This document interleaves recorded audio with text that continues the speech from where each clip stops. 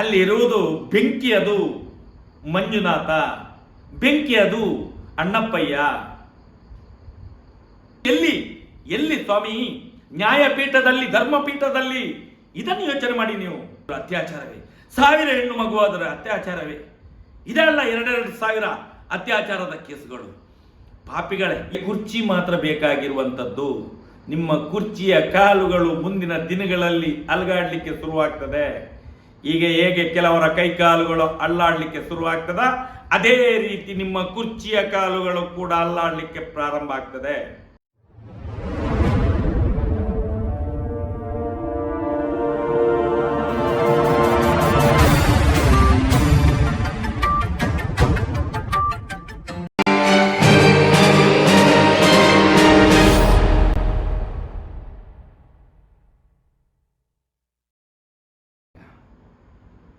ಈಗ ಮುಂದೆ ಬರುವಂಥ ದಿನಗಳಲ್ಲಿ, ನಾಳೆಯಿಂದ ಜೂನ್ ಅಂತ ಹೇಳಿದರೆ ನಮಗೊಂದು ರೀತಿಯ ಹಬ್ಬ. ಯಾಕಂತ ಹೇಳಿದರೆ ಸಂತೋಷಗೆ ಒಂದು ನಿರಪರಾಧಿ ಅಂತ ತೀರ್ಮಾನ ಬಂದು ಈಗ 1 ವರ್ಷ ಆಗ್ತದೆ. ಬರುವ ಜೂನ್ 16ನೇ ತಾರೀಕಿಗೆ, ನಾಳೆಯಿಂದ ಜೂನ್ ಪ್ರಾರಂಭ ಆಗ್ತದೆ. ನಮಗೆ ಏನಾಗ್ತದೆ ಅಂತ ಇದನ್ನೆಲ್ಲ ನೆನೆಸುವಾಗ, ಈ ಜೂನ್ ತಿಂಗಳಲ್ಲಿ ಒಳ್ಳೆಯ ನಮಗೆ ಒಂದು ಅವಕಾಶಗಳು ನಮ್ಮ ಇವತ್ತು ಕೂಡ ಕೋರ್ಟಿನಲ್ಲಿ, ಇವತ್ತು 31ನೇ ತಾರೀಕು ಏನು ಸೌಜನ್ಯಳ ಕೇಸು ಕೋರ್ಟಲ್ಲಿ ಇತ್ತು. ನಮಗೊಂದು ಒಳ್ಳೆಯ ಅಲ್ಲಿಂದ ಒಂದು ಮಾಹಿತಿ ಬಂತು ಅಂತ ಹೇಳಿದರೆ, ಎಲ್ಲ ರೀತಿಯಲ್ಲಿ ಪಾಸಿಟಿವ್ ಆಗಿ ನ್ಯಾಯಾಂಗದ ವ್ಯವಸ್ಥೆಯಲ್ಲಿ ಕೂಡ ಈ ಕೇಸಿನ ಒಳಗಡೆ ಏನೋ ಒಂದು ತಿರುಳು ಇದೆ, ಈ ಕೇಸನ್ನು ಯಾರೋ ಮಿಸ್ಗೈಡ್ ಮಾಡಿದ್ದಾರೆ, ಇಲ್ಲಿ ಅನ್ಯಾಯ ಉಂಟು ಅನ್ನುವಂಥ ದೃಷ್ಟಿಯಲ್ಲಿ ನಮಗೆ ಕೆಲವು ಸೂಚನೆಗಳು ಸಿಕ್ಕಿದ್ರಿಂದ ಮುಂದಿನ ದಿನಗಳಲ್ಲಿ ಬರುವ ಜೂನ್ 19ನೇ ತಾರೀಕಿಗೆ ಪುನಃ ಆ ಕೇಸ್ ಇದೆ. 16ನೇ ತಾರೀಕಿಗೆ ಸಂತೋಷ್ ರಾವ್ ನಿರಪರಾಧಿಯಾಗಿ ಬಿಡುಗಡೆದ ಅಂತ ಒಂದು ದಿನ. ಜೂನಲ್ಲಿ 4ನೇ ತಾರೀಕಿಗೆ ಈ ದೇಶದಲ್ಲಿ ಇತಿಹಾಸದ ಪುಟದಲ್ಲಿ ಈ ಒಂದು ಸರ್ಕಾರ ರಚನೆ ಆಗುವಂಥದ್ದು, ಏರುಪೇರುಗಳು ಕಾಣುವಂಥದ್ದು ಎಲ್ಲ ನಾವು ನೋಡಲಿಕ್ಕಿದ್ದೇವೆ. ನೋಟದ ಒಂದು ಅಭಿಯಾನವನ್ನು ಮಾಡಿದ್ದೇವೆ. ಈ ಜೂನ್ ತಿಂಗಳಲ್ಲಿ ನಮಗೆ ತುಂಬ ರೀತಿಯ ಪಾಸಿಟಿವ್ ಎನರ್ಜಿ ಸೌಜನ್ಯನ ಹೋರಾಟಗಾರರು ನಾವು ನೋಡಲಿಕ್ಕಿದ್ದೇವೆ ನಾವು. ಮತ್ತು ನಾಳೆ ದಿನ 4ನೇ ತಾರೀಕಿನ ಇದಾದ ಮೇಲೆ ಕೂಡ ದೊಡ್ಡ ಮಟ್ಟದ ಹೋರಾಟಗಳನ್ನು ಮಾಡಲಿಕ್ಕೆ ನಾವು ಸಮರ್ಥರು ಇದ್ದೇವೆ, ಮಾಡಿಯೂ ಮಾಡ್ತೇವೆ ನಾವು. ಯಾಕಂತ ಹೇಳಿದರೆ 4ನೇ ತಾರೀಕು ತನಕ ಏನು ಚುನಾವಣೆ ನೀತಿ ಸಂಹಿತೆ ಇದ್ದರಿಂದ ನಾವು ಸುಮ್ಮನೆ ಕೂತಿದ್ದೇವೆ ಅಂತೇಳಿ, ಅದಕ್ಕೋಸ್ಕರ ಸೌಜನ್ಯನ ಹೋರಾಟ ನಾವು ನಿಲ್ಲಿಸಲಿಲ್ಲ. ಆವತ್ತು ಚಂಡಿಗೆಗೆ ಕೊಟ್ಟಿದ್ದೇವೆ. ಯಾವತ್ತು ಸಂತೋಷ್ ರಾವ್ ನಿರಪರಾಧಿಯಾಗಿ ವಾಪಸ್ ಹೊರಗಡೆ ಬಂದ ಆವತ್ತಿಂದ ಪುನಃ ಪ್ರಾರಂಭ ಮಾಡಿದ್ದೇವೆ. ಸೌಜನ್ಯ ಅನ್ನುವಂಥದ್ದು ಒಂದು ಶಕ್ತಿ ಅಂತ ಹೇಳಿ ನಾನು ಆವತ್ತಿಂದ ಇವತ್ತು ಕೂಡ ಹೇಳ್ತಾ ಬರ್ತೇನೆ, ಮುಂದೇನೂ ಹೇಳ್ತೇನೆ ನಾನು. ಆ ದೃಷ್ಟಿಯಲ್ಲಿ ಅದಕ್ಕೆ ನಾನು ಹೇಳುವಂಥದ್ದು ಸೌಜನ್ಯ ಅನ್ನುವಂಥದ್ದು ಶಕ್ತಿ. ನಾನು ಸೌಜನ್ಯದ ಹೋರಾಟಗಾರರಲ್ಲಿ ಇದ್ದವರಿಗೆ ಕೇಳುವಂಥದ್ದು, ನೀವು ತುಲನೆ ಮಾಡಿ ಸೌಜನ್ಯ ಅನ್ನುವಂಥದ್ದು ಶಕ್ತಿ ಏನು? ಇಡೀ ಮಳೆಗಾಲದಲ್ಲಿ ನಾವು ಹೋರಾಟ ಮಾಡಲಿಲ್ವಾ?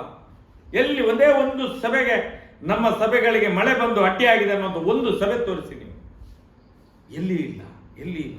ಅದು ಶಕ್ತಿ, ಅದು ಸೌಜನ್ಯದ ಶಕ್ತಿ. ಅದಕ್ಕೋಸ್ಕರ ಚಂಡಿಕೆಯ ಕೈಗೆ ನಾವು ಕೊಟ್ಟಂಥದ್ದು ಇವತ್ತು ಮುಂದಿನ ದಿನಗಳಲ್ಲಿ ಆ ನವ ಚಂಡಿಕೆ, ಆ ದುರ್ಗೆ, ಆ ಮಹಾಕಾಳಿ, ಆ ಚಾಮುಂಡಿ, ಆ ರಕ್ತೇಶ್ವರಿ, ಆ ದುರ್ಗಾ ಪರಮೇಶ್ವರಿ ಈ ಖಂಡಿತವಾಗಿಯೂ ಅತ್ಯಾಚಾರಿಗಳನ್ನು ಸರ್ವನಾಶ ಮಾಡುವುದಂತೂ ಖಂಡಿತ. ಯಾಕಂತ ಹೇಳಿದರೆ ಈ ರಾಜ್ಯಕ್ಕೆ ವ್ಯಕ್ತಿಗಳು ಆವತ್ತು ಬಿಜೆಪಿಯವರು, ಇವತ್ತು ಕಾಂಗ್ರೆಸ್ನವರು ಎಲ್ಲ ಹೋಗಿ ಅವರ ಕಾಲ ಬುಡದಲ್ಲಿ ನತಮಸ್ತಕರಾಗಿ ಬದುಕುವಂಥದ್ದನ್ನು ಕಾಣ್ತಾ ಇದ್ದೇವೆ. ಖಂಡಿತ ಸರಿಯಿಲ್ಲ, ಇದು ಖಂಡಿತ ಸರಿಯಿಲ್ಲ. ನೀವು ಹೇಳ್ತೀರಿ ನಮಗೆ ದೇವರಿದ್ದಾರೆ, ದೇವರನ್ನು ನಂಬ್ತೇವೆ, ಅದು ಇದು ಅಂತೇಳಿ. ಖಂಡಿತ ಇಲ್ಲ, ನಿಮಗೆ ಯಾವುದು ಇಲ್ಲ. ನಿಮಗೆ ಸ್ವಾರ್ಥ ಮಾತ್ರ. ನೀವು ಅತ್ಯಾಚಾರಿಗಳನ್ನು ರಕ್ಷಣೆ ಮಾಡ್ತಾ ಇದ್ದೀರಿ. ಈ ಶಾಸಕಾಂಗ, ಈ ಕಾರ್ಯಾಂಗ ಎಲ್ಲ ಒಟ್ಟಿಗೆ ಸೇರಿ ಮಾಡ್ತಾ ಇದ್ದೀರಿ.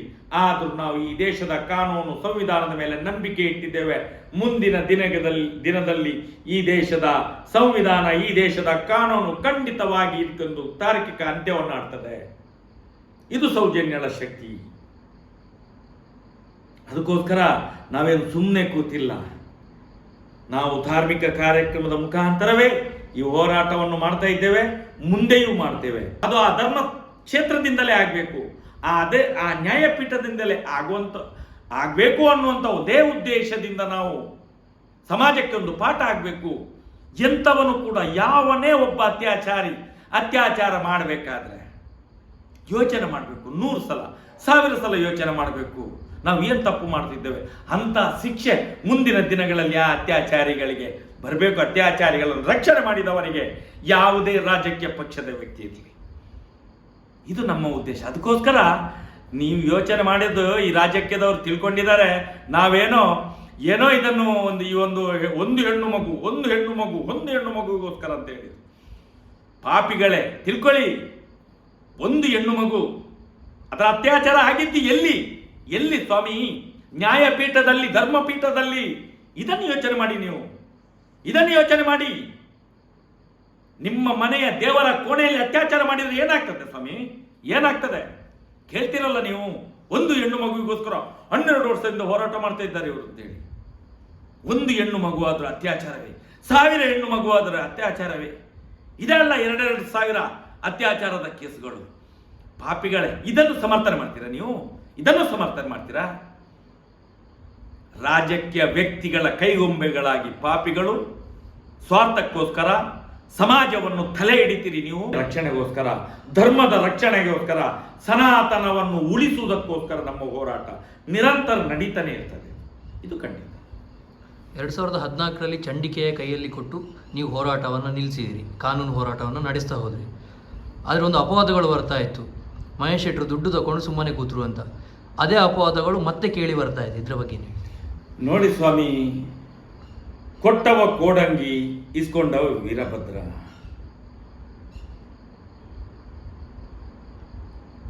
ನಾವೀಗ ಎಷ್ಟೋ ಸಲ ಈ ಕೊಟ್ಟವ ಯಾರಿದ್ದಾನೆ ಪಾಪಿ, ಕೊಟ್ಟವ ಯಾರು? ಕೊಟ್ಟವ ಯಾಕೆ ಕೊಡ್ತಾನೆ? ಅತ್ಯಾಚಾರ ಮಾಡಿರ್ಬೇಕಲ್ಲ ಅವನು, ಅದಕ್ಕೋಸ್ಕರ ಮುಚ್ಚಿಸ್ಲಿಕ್ಕೆ ದುಡ್ಡು ಕೊಟ್ಟಿರ್ಬೋದು. ಒಪ್ಕೊಳ್ತಾನ ಅವನು ಹಾಗಾದ್ರೆ ಅತ್ಯಾಚಾರ ಮಾಡಿದ್ದಾನೆ ಅಂತ ಹೇಳಿ? ಆಯ್ತಪ್ಪ, ನಾವು ತಗೊಂಡಿದ್ದೇವೆ. ಎಲ್ಲಿಯಾದ್ರೂ ಹೋರಾಟವನ್ನು ಇಷ್ಟ ತನಕ ನಿಲ್ಲಿಸಿದ್ದೇವೆ 12 ವರ್ಷದಿಂದ? ಅದಕ್ಕೆ ಹೇಳೋದು ನಾವು, ಕೊಟ್ಟವ ಕೋಡಂಗಿ, ಇಸ್ಕೊಂಡವ ವೀರಭದ್ರ. ನಾವು ಅದಕ್ಕೆ ಎಲ್ಲದಕ್ಕೂ ಉತ್ತರ ಕೊಡ್ಲಿಕ್ಕೆ ಆಗುದಿಲ್ಲ ಸ್ವಾಮಿ. ಅಲ್ಲಿ ಇರುವುದು ಬೆಂಕಿ, ಅದು ಮಂಜುನಾಥ, ಬೆಂಕಿ ಅದು ಅಣ್ಣಪ್ಪಯ್ಯ. ನಾನು ನಂಬಿದಂತ ನನ್ನ ಬೀಡಿನ ತಿಮರೋಡಿ ಬೀಡಿನ ಶಕ್ತಿಗಳು ಬೆಂಕಿಗಳು ಸುಡ್ತದೆ ಮುಂದಿನ ದಿನಗಳಲ್ಲಿ ನಿಮ್ಮನ್ನು. ನಾವು ಯಾವುದು ಫಲಾಪೇಕ್ಷೆ ಇಟ್ಕೊಂಡು ಹೋರಾಟವನ್ನು ಮಾಡ್ತಾ ಇಲ್ಲ. ಇದು ನಮ್ಮ ಕೆಲಸ, ಸನಾತನ ಹಿಂದೂ ಧರ್ಮದ ರಕ್ಷಣೆ ಅಷ್ಟೇ. ನಿಮಗೆ ಕುರ್ಚಿ ಮಾತ್ರ ಬೇಕಾಗಿರುವಂಥದ್ದು. ನಿಮ್ಮ ಕುರ್ಚಿಯ ಕಾಲುಗಳು ಮುಂದಿನ ದಿನಗಳಲ್ಲಿ ಅಲುಗಾಡ್ಲಿಕ್ಕೆ ಶುರುವಾಗ್ತದೆ. ಈಗ ಹೇಗೆ ಕೆಲವರ ಕೈ ಕಾಲುಗಳು ಅಲ್ಲಾಡ್ಲಿಕ್ಕೆ ಶುರುವಾಗ್ತದ, ಅದೇ ರೀತಿ ನಿಮ್ಮ ಕುರ್ಚಿಯ ಕಾಲುಗಳು ಕೂಡ ಅಲ್ಲಾಡ್ಲಿಕ್ಕೆ ಪ್ರಾರಂಭ ಆಗ್ತದೆ. ಎಚ್ಚರಿಕೆ ಇರಲಿ. ತೆಕೊಂಡಿದ್ದಾರೆ. ಕೊಟ್ಟವ ಯಾರು? ಕೊಟ್ಟವ ಯಾಕೆ ಕೊಡ್ತಾನೆ ಸ್ವಾಮಿ? ನನಗೆ ಕೇಳಿ ಪ್ರಶ್ನೆ ಮಾಡಿ. ನೀವು ಕೊಡಬೇಕಿದ್ರೆ ಅವನು ಅತ್ಯಾಚಾರ ಮಾಡಿರ್ಬೇಕು. ಹಾಗಾದ್ರೆ ಆರೋಪ ಮಾಡುವ ಅತ್ಯಾಚಾರಿ. ಹಾಗಾದ್ರೆ ಇನ್ನು ಅತ್ಯಾಚಾರಿಗಳನ್ನು ಹುಡುಕುವಂಥ ವಿಷಯ ಇಲ್ಲಲ್ಲ. ಅತ್ಯಾಚಾರಿಗಳು ಹಾಗಾದ್ರೆ ನಮ್ಮ ಎದುರುಗಡೆ ನಿಂತಾರೆ. ಯಾರಾದರೂ ಒಂದು ದುಡ್ಡು ಕೊಟ್ಟು ಹೋರಾಟವನ್ನು ನಿಲ್ಲಿಸಬೇಕಲ್ಲ, ಯಾಕೆ ನಾವು ನಿಲ್ಲಿಸಲಿಲ್ಲ? ಇದನ್ನು ನಾನು ಎಷ್ಟೋ ಸಲ ಹೇಳಿದ್ದೇನೆ. ಫ್ರೀಡಂ ಪಾರ್ಕಲ್ಲಿ, ಬೆಂಗಳೂರಿನ ಫ್ರೀಡಂ ಪಾರ್ಕಲ್ಲಿ ನಿಮ್ಮ ಜನಗಳನ್ನೆಲ್ಲ ಒಟ್ಟು ಮಾಡಿ ನಾವು ಬರ್ತೇವೆ. ಅಲ್ಲಿಗೆ ಎಲ್ಲ ದರಿದ್ರ ದಂಡಪಿಂಡಗಳು ಬರ್ತಾರಲ್ಲ, ಪ್ರಮಾಣ ಆಣೆ ಮಾಡ್ಲಪ್ಪ, ಕೊಟ್ಟವನೇ ಮಾಡ್ಲಿ ಆಣೆ ಪ್ರಮಾಣ. ನಾನು ಬರ್ತೇನೆ. ಆಗ ಎಲ್ಲಿ ತೆಕೊಂಡದ್ದು, ಯಾವಾಗ ತೆಕೊಂಡದ್ದು, ಹೇಗೆ ತೆಕೊಂಡದ್ದು ಅಂತ ಹೇಳ್ಬೇಕಲ್ಲ ಅವನು ಕೊಟ್ಟವ. ಸುಮ್ಮನೆ ಇಲ್ಲಾದ್ರೆ ಇವರು ಪಾಪಿಗಳಿಗುಂಟಲ್ಲ, ಇವರ ಕುಟುಂಬ ಸಮೇತ ಸರ್ವನಾಶ ಆಗಿ ಹೋಗ್ತದೆ. ಇವರು ಮಾಡಿದ ತಪ್ಪಿಗೋಸ್ಕರ ಆರೋಪಗಳನ್ನು ಮಾಡಬೇಕು, ತೇಜವಧೆಗಳನ್ನು ಮಾಡಬೇಕು. ಅದರಲ್ಲಿ ಏನಾದರೂ ಒಂದು ಅಕ್ಷರವಾದ್ರೂ ಇರಬೇಕು. ನಾವು ಮಾಡಿದ ತಪ್ಪುಗಳು. ಏನೂ ಇಲ್ಲದೆ ನಮ್ಮನ್ನು ಬಾಯಿ ಮುಚ್ಚಿಸಿಕೋಗಿ ಏನೋ ಮಾತಾಡಿದರೆ ಆಗ್ತದ. ಮಾಡ್ಬೋದು ಬೇರೆಯವರ ಕಡೆಯಲ್ಲಿ. ಯಾಕಂತ ಹೇಳಿದರೆ ಈ ಸಮಾಜದಲ್ಲಿ ಇವತ್ತದೇ ಡೀಲಿಂಗೇ ನಡೀತಿರುವಂಥದ್ದು. ಬೇಲ್ಗಾಗಿ ಡೀಲ್, ಕೇಸ್ಗಾಗಿ ಡೀಲ್, ಆ ಡೀಲ್ ಈ ಡೀಲ್ ಎಲ್ಲ ಡೀಲ್ಗಳೇ. ಇದನ್ನು ಜನರಿಗೆ ಇವತ್ತು ಜನಸಾಮಾನ್ಯರಿಗೆ ಡೀಲ್ ಅಂತ ಹೇಳಿದರೆ ಮಾಮೂಲಿ ಆಗಿಬಿಟ್ಟಿದೆ. ನಂಬ್ತಾರೆ ಅಂತ ಹೇಳಿ ಆಯ್ತಪ್ಪ ನಮ್ಮನ್ನು ಡೀಲ್ ಮಾಡಿದ್ರಲ್ಲ. ಇವತ್ತು ಹೋರಾಟದಲ್ಲೇ ಇದ್ದೇವಲ್ಲ ನಾವು 12 ವರ್ಷದಿಂದ. ಇವತ್ತು ಕೂಡ ನಿಮ್ಮನ್ನು ಮಣ್ಣಿನೊಳಗಡೆ ಹಾಕ್ಲಿಕ್ಕೆ ನೋಡ್ತಾ ಇದ್ದೇವಲ್ಲ ನಾವು. ನಿಮ್ಮ ಪಾಪ ಕರ್ಮವನ್ನು ಎಲ್ಲ ಹೊರಗೆ ತರಲಿಕ್ಕೆ ಪ್ರಯತ್ನ ಮಾಡ್ತಿದ್ದೇವಲ್ಲ. ಇದು ಸಾಕಾಗೋದಿಲ್ಲ ನಿಮಗೆ? ಇನ್ನೂ ಕೊಡಿ. ಹಾಗಾದ್ರೆ ಯಾವ ರೀತಿಯಲ್ಲಿ ನಿಮ್ಮನ್ನು ಮೇಲೆ ಕಳಿಸ್ಬೇಕು ಅಂತ ನಾವು ಯೋಚನೆ ಮಾಡ್ತೇವೆ. ನಿಮ್ಮ ಕುತ್ತಿಗೆ ಯಾವ ರೀತಿಯಲ್ಲಿ ಗಲ್ಲು ಬರಬೇಕು, ಗಲ್ಲು ಶಿಕ್ಷೆ ಆಗಬೇಕು ಎಲ್ಲ ನೋಡ್ತೇವೆ ನಾವು. ಕೊಡಿ, ಇನ್ನೂ ದುಡ್ಡು ಡಬ್ಬದ ಕಾಸಿದೆ, ಅದೇ ಅಲ್ವಾ? ಅದಕ್ಕೋಸ್ಕರ ಎಲ್ಲದಕ್ಕೂ ನಾವು ಉತ್ತರ ಕೊಡ್ಲಿಕ್ಕೆ ಆಗೋದಿಲ್ಲ ಈ ಪಾಪಿಗಳಿಗೆ. ನಾನು ಹೇಳುವಂಥದ್ದು, ನಮ್ಮಲ್ಲಿ ಏನು ಸತ್ಯ ಇದೆ ಆ ಸತ್ಯ ನಮ್ಮನ್ನು 12 ವರ್ಷದಿಂದ ಕಾಯ್ತಾ ಬಂದಿದೆ. ನಾವು ನಮ್ಮಷ್ಟಕ್ಕೆ ಹೋರಾಟ ಮಾಡ್ತಾ ಸತ್ಯಕ್ಕೋಸ್ಕರ, ಧರ್ಮಕ್ಕೋಸ್ಕರ ಆರಾಮಾಗಿ ಸಮಯವನ್ನು ಕಾಯ್ತಿದ್ದೇವೆ ನಾವು ಅಷ್ಟೇ. ಯಾರು ಏನು ಬೇಕಾದರೂ ಹೇಳಿದ್ರು ನಾವು ವಿಚಲಿತರಾಗೋದಿಲ್ಲ ಸ್ವಾಮಿ. ಏನೇನು ಹೇಳಿ ಆಯಿತು ನಮಗೆ. ನಮ್ಮ ಮನೆಯವರನ್ನು ತೇಜೋವಧೆ ಮಾಡಿ, ನಮ್ಮ ಮಕ್ಕಳನ್ನು ತೇಜೋವಧೆ ಮಾಡಿ ಆಯಿತು. ಇನ್ನು ಏನು ಮಾಡಬೇಕು ಸ್ವಾಮಿ? ನಾವು ಈ ಧರ್ಮದ ಸತ್ಯದ ಹೋರಾಟಕ್ಕೆ ನಿರಂತರವಾಗಿ ನ್ಯಾಯ ಸಿಗುವ ತನಕ ಹೋರಾಟವನ್ನು ಮಾಡ್ತೇವೆ ಸ್ವಾಮಿ ನಾವು. ನೀವು ಏನು ಬೇಕಾದ್ರೂ ಹೇಳಿ, ಏನು ಬೇಕಾದ್ರೂ ಹೇಳಿ. ಆ ಮಂಜುನಾಥನಿಗೆ, ಆ ಅಣ್ಣಪ್ಪಯ್ಯನವರಿಗೆ ಏನವರ ಸತ್ಯದ ಕೆಲಸವನ್ನು ನಮ್ಮಿಂದ ಮಾಡಿಸ್ತಿದ್ದರೆ ನಾವು ಮಾಡ್ತಿದ್ದೇವೆ ಅಷ್ಟೇ. ನಿಮ್ಮ ಪ್ರಕಾರ ಮಹೇಶ್ ಶೆಟ್ಟರು ಮನೆಯಲ್ಲಿ ಕೂತರು ಹೋರಾಟ ಮಾಡಿದರೆ 2 ವಿಷಯ ವಿಚಿತ.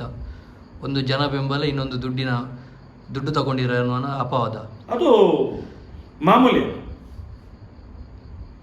ಅಪವಾದಂತೂ ಖಂಡಿತವಾಗಿ ನಮ್ಮ ಮೇಲೆ ಇನ್ನೊಂದಷ್ಟು ಅಪವಾದವನ್ನು ಮಾಡಬೇಕು. ಇಲ್ಲಾಂದ್ರೆ ನಾವು ಸುಮ್ಮನೆ ಕೂರುವುದಿಲ್ಲ ಸ್ವಾಮಿ. ಸುಮ್ಮನೆ ಕೂತ್ರು ಅಪವಾದ ಬರ್ತಾರೆ. ಬರಲಿ, ನಮಗೆ ಇನ್ನಷ್ಟು ಸ್ಫೂರ್ತಿ ಬರ್ತದೆ ನಮಗೆ ಹೋರಾಟ ಮಾಡಲಿಕ್ಕೆ. ಕಿಚ್ಚು ಅದು ನಮ್ಮ ಹೋರಾಟದ ಕಿಚ್ಚು. ನಾವು ಫುಟ್ಬಾಲ್ ಇದ್ದಾಗ ಯಾವತ್ತು ಹೇಳ್ತೇವೆ ನಾವು ಸ್ಪ್ರಿಂಗ್ ಇದ್ದಂತೆ ನಾವು ಪುಟ್ಟಿತಾ ಇರ್ತೇವೆ. ನಾವು ಫುಟ್ಬಾಲ್ ಇದ್ದಂಗೆ ನೀವು ಎಷ್ಟು ಜೋರಾಗಿ ಒದಿತೀರೋ ನಮಗೆ ಅಷ್ಟೇ ಫಾಸ್ಟ್ ಆಗಿ ನಾವು ಗೋಲಿನ ಒಳಗಡೆ ಹೋಗಿ ಮುಟ್ತೇವೆ.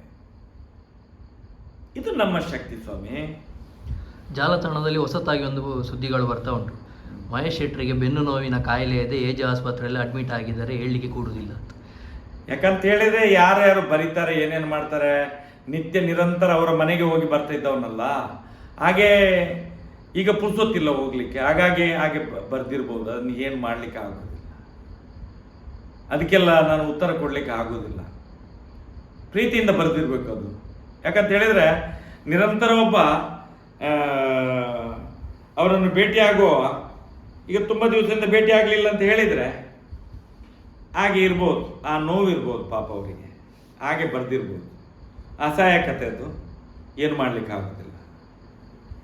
ಹಾಗಾದರೆ ಚಂಡಿಕೆಗೆ ಕೊಟ್ಟು ಹೋರಾಟವನ್ನು ನಿಲ್ಲಿಸಿದ್ರಿ. ಈ ಬಾರಿ ನೋಟಕ್ಕೆ ಕೊಟ್ಟು ಏನಾದರೂ ಹೋರಾಟ ನಿಲ್ಲಿಸುವಂಥ ಪ್ಲ್ಯಾನ್ ಇದೆಯಾ? ಏನಿಲ್ಲ. ನೋಟ ನಮಗೆ ಏನು ಬಂದ ಅವಕಾಶ ಸ್ವಾಮಿ. ಅದು ನಾವೇನು ಎಲೆಕ್ಷನ್ ಮಾಡಿ ಅಂತ ಹೇಳಿ ನಾವೇ ಹೇಳಿದ್ದದು. ಲೋಕಸಭಾ ಚುನಾವಣೆ ಉಂಟು, ಬರ್ತದೆ, ಈಗ ಮಾಡ್ಲಿಕ್ಕೆ ಉಂಟು ನಾವೇ ಹೇಳಿದ್ದೆ. ನೋಟ ಮುಗಿದ ತಕ್ಷಣ ಹೋರಾಟ ಶುರು ಆಗ್ತದೆ. ಯಾವ ರೀತಿಯಲ್ಲಿ ಮಾಡಬೇಕು? ಹಾಗಾದರೆ 2013 ಹೋರಾಟ ಮಾಡಿದ್ದೇವೆ. ಎಂತೆಂಥ ಹೋರಾಟ ಮಾಡಿದ್ದೇವೆ. ಮೊನ್ನೆ 2023 ಜೂನ್ನಿಂದ ಈ 1 ವರ್ಷ ಆಗ್ತಾ ಬಂದು ಹೋರಾಟವನ್ನು ಮಾಡ್ತಾ ಇದ್ದೇವೆ. ಈಗ ನೋಟದ ಬಗ್ಗೆ ಈ ವಿಷಯದಲ್ಲಿ ಒಂದು ಹೋರಾಟ ಆಗ್ತಾ ಇದೆ. ಅಲ್ಲಿಂದ ಮುಂದೆ ಯಾವ ರೀತಿಯ ಕಿಚ್ಚು ಇಟ್ಕೊಳ್ತದೆ ಗೊತ್ತಿಲ್ಲ ನಮಗೆ. ಆ ಅಣ್ಣಪ್ಪಯ್ಯನವರಿಗೆ, ಆ ಮಂಜುನಾಥ ಸ್ವಾಮಿಗೆ, ಅಲ್ಲಿರುವಂಥ ಧರ್ಮದೇವತೆಗಳಿಗೆ, ನನ್ನ ಬೀಡಿನ ಧರ್ಮದೇವತೆಗಳಿಗೆ, ನಮ್ಮ ಹೋರಾಟಗಾರರ ಎಲ್ಲ ಶಕ್ತಿಗಳಿಗೆ ಗೊತ್ತಿರುವಂಥದ್ದು ಯಾವ ಥರದ ಹೋರಾಟ ಅಂತ ಹೇಳಿ. ಏನು ನಾಯಿ ಬೆಕ್ಕುಗಳ ಹತ್ರ ಕೇಳ್ಕೊಂಡು ನಾವು ಹೋರಾಟ ಮಾಡ್ಲಿಕ್ಕಾಗ್ತದ? ಏನು ಸೌಜನ್ಯ ಪರವಾಗಿ ನಿಲ್ತಾರೆ ಅವರ ಹತ್ರನೇ ಕೇಳಿ ಹೋರಾಟ ಮಾಡುವಂಥದ್ದು. ಅವರ ಸ್ಫೂರ್ತಿ ನಮ್ಮ ಹೋರಾಟದ ಕಿಚ್ಚು. ಅದು ಜನಗಳ. ನಮ್ಮನ್ನು ಯಾರು ಕಟ್ಟಿ ಹಾಕುವವನಿಲ್ಲ.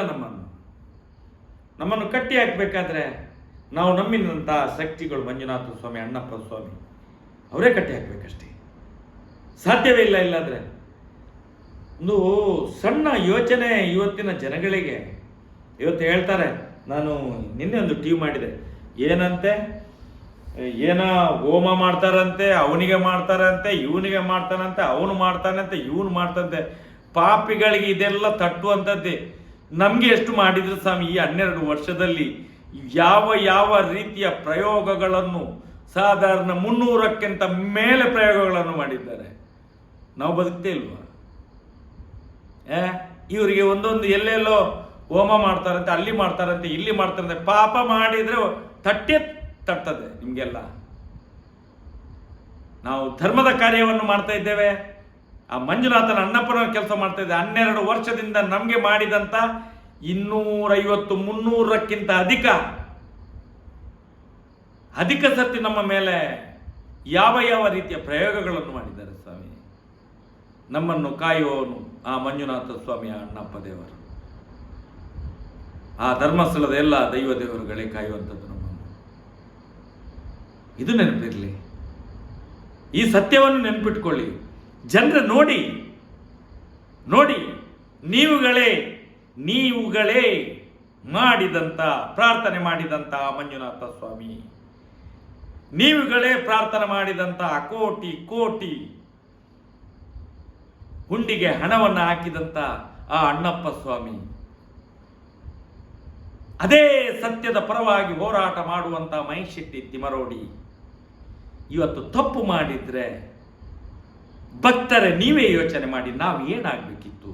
ನಾವು ಎಲ್ಲಾದರೂ ಸುಳ್ಳು ಆಪಾದನೆ ಮಾಡಿದ್ರೆ ಏನಾಗ್ತಿದ್ವು? ನಾವು ಈ 12 ವರ್ಷದಲ್ಲಿ ಮಣ್ಣಲ್ಲಿ ಮಣ್ಣಾಗಿ ಹೋಗ್ತಿದ್ದೆವು. ಯಾಕೆ ಯೋಚನೆ ಬರುವುದಿಲ್ಲ ಜನಗಳೇ ನಿಮಗೆ? ಆ ಮಂಜುನಾಥನ ಅಣ್ಣಪ್ಪನ ಭಕ್ತರಿಗೆ ಯಾಕೆ ಈ ಒಂದು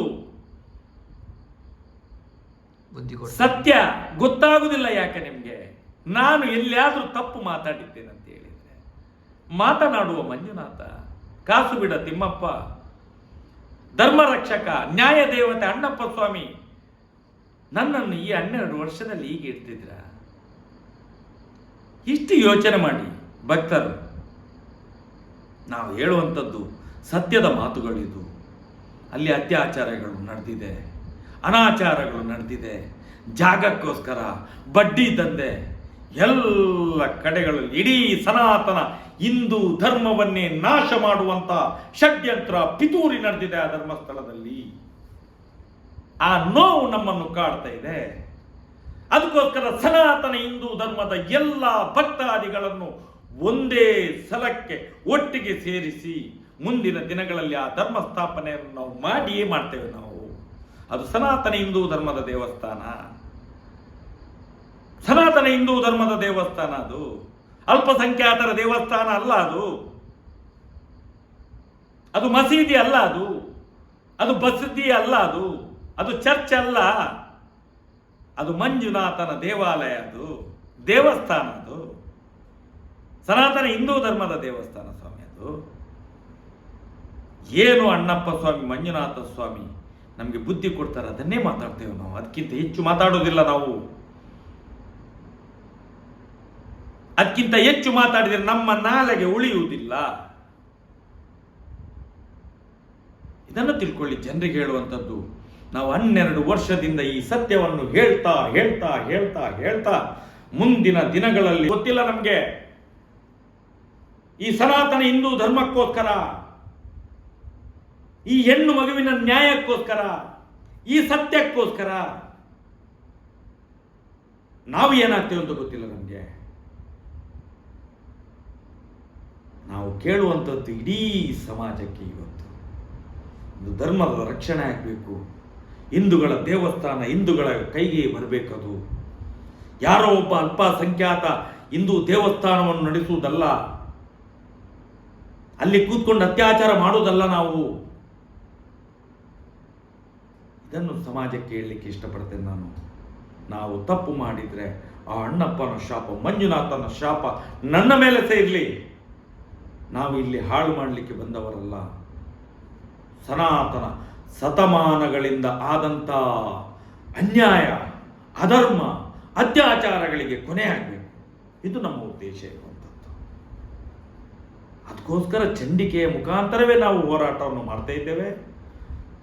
ಆವತ್ತು ಚಂಡಿಕೆಯ ಕೈಗೆ ಕೊಟ್ಟು ಮುಂದಿನ ದಿನಗಳಲ್ಲಿ CBIಯ ತೀರ್ಮಾನ ಬಂದ ಮೇಲೆ ಏನು ಮಾಡಬೇಕು ಅಂತ ಯೋಚನೆ ಮಾಡುವಂತೇಳಿ ಅದು 2023 ಜೂನ್ನಲ್ಲಿ ಪುನಃ ಪ್ರಾರಂಭ ಆಗಿದೆ. ಮುಂದೆ ಯಾವ ರೀತಿಯಲ್ಲೂ ಅದು ತೀರ್ಮಾನಗಳನ್ನು ತೆಗೆದುಕೊಳ್ತಾವ ನಮಗೆ ಗೊತ್ತಿಲ್ಲ. ಆ ತಾಯಿ ಚಾಮುಂಡಿಗೆ, ಆ ದುರ್ಗಾ ಪರಮೇಶ್ವರಿಗೆ, ಆ ಮಂಜುನಾಥ ಸ್ವಾಮಿಗೆ, ನ್ಯಾಯ ದೇವತೆ, ಧರ್ಮ ದೇವತೆ, ಆ ಅಣ್ಣಪ್ಪಯ್ಯನವರಿಗೆ ಮಾತ್ರ ಗೊತ್ತಿರುವಂಥ ವಿಷಯಗಳಿದು. ನಮ್ಮ ಹೋರಾಟ ಅಲ್ಲ. ನಾನು ಎಲ್ಲ ಈ ನಾಡಿನ, ದೇಶದ ಕೋಟಿ ಕೋಟಿ ಮಂಜುನಾಥ ಸ್ವಾಮಿ, ಅಣ್ಣಪ್ಪ ದೇವರ ಭಕ್ತರಲ್ಲಿ ಕಳಕಳಿಯ ವಿನಂತಿಯನ್ನು ಮಾಡ್ತೇನೆ. ದಯವಿಟ್ಟು ಮುಂದಿನ ದಿನಗಳಲ್ಲಿ ಸತ್ಯದ, ಧರ್ಮದ, ನ್ಯಾಯದ ಹೋರಾಟದಲ್ಲಿ ಎಲ್ಲರೂ ಭಾಗಿಯಾಗಿ ನಮ್ಮ ರಕ್ಷಣೆ ನಮ್ಮ ಕರ್ತವ್ಯ. ಮುಂದಿನ ಪೀಳಿಗೆಗಳಲ್ಲಿ, ನಮ್ಮ ಪೀಳಿಗೆಗಳಿಗೆ ಬರುವಂತಹ ಅನಾಹುತಗಳನ್ನು ತಪ್ಪಿಸಬೇಕು ನಾವು. ಒಂದು ಕಾಲದಲ್ಲಿ ಮೊಘಲರ ದಬ್ಬಾಳಿಕೆ, ಇನ್ನೊಂದು ಕಾಲದಲ್ಲಿ ಬ್ರಿಟಿಷರ ದಬ್ಬಾಳಿಕೆ, ಇವತ್ತು ಅಲ್ಪಸಂಖ್ಯಾತರ ದಬ್ಬಾಳಿಕೆ ಸನಾತನ ಹಿಂದೂ ಧರ್ಮದ ಮೇಲೆ. ಸಹಿಸ್ಕೊಳ್ತೀರಾ? ಖಂಡಿತ ಸಹಿಸ್ಕೊಳ್ಳಿಕ್ಕಾಗೋದಿಲ್ಲ. ಇದು ನಮ್ಮ ಉದ್ದೇಶ ಇರುವಂಥದ್ದು. ಇದಕ್ಕೋಸ್ಕರ ಕಳೆದ 40 ವರ್ಷಗಳಿಂದ ನಿರಂತರವಾಗಿ ಸನಾತನ ಹಿಂದೂ ಧರ್ಮದ ಆ ಸಂಘಟನಾ ಶಕ್ತಿಯಿಂದ ಇವತ್ತು ಏನು ಆ ಧರ್ಮಸ್ಥಳದಲ್ಲಿ ಆದಂಥ ಎಲ್ಲ ಅತ್ಯಾಚಾರಗಳಿಗೆ ಕೊನೆ ಆಗಬೇಕು, ಆ ಧರ್ಮಪೀಠದಲ್ಲಿ ಆದಂಥ ಏನೇನು ದುರಾಡಳಿತಗಳಿದ್ದಾವ, ಬಡ್ಡಿ ದಂಧೆಗಳಿದ್ದಾವೆ, ಎಲ್ಲದಕ್ಕೊಂದು ಕಡಿವಾಣ ಆಗಬೇಕು. ಇದು ನಮ್ಮ ಉದ್ದೇಶ ಇರುವಂಥದ್ದು. ಈ ದೃಷ್ಟಿಯಲ್ಲಿ ಸನಾತನ ಹಿಂದೂ ಧರ್ಮದ ಸ್ಥಾಪನೆ ಆಗಬೇಕು ಅನ್ನುವಂಥ ಒಂದೇ ಉದ್ದೇಶ, ಏಕೈಕ ಉದ್ದೇಶ ನಮ್ಮದು ಅನ್ನುವಂಥ ಮಾತನ್ನು ಹೇಳಲಿಕ್ಕೆ ನಾನು ಇಚ್ಛೆ ಪಡ್ತೇನೆ.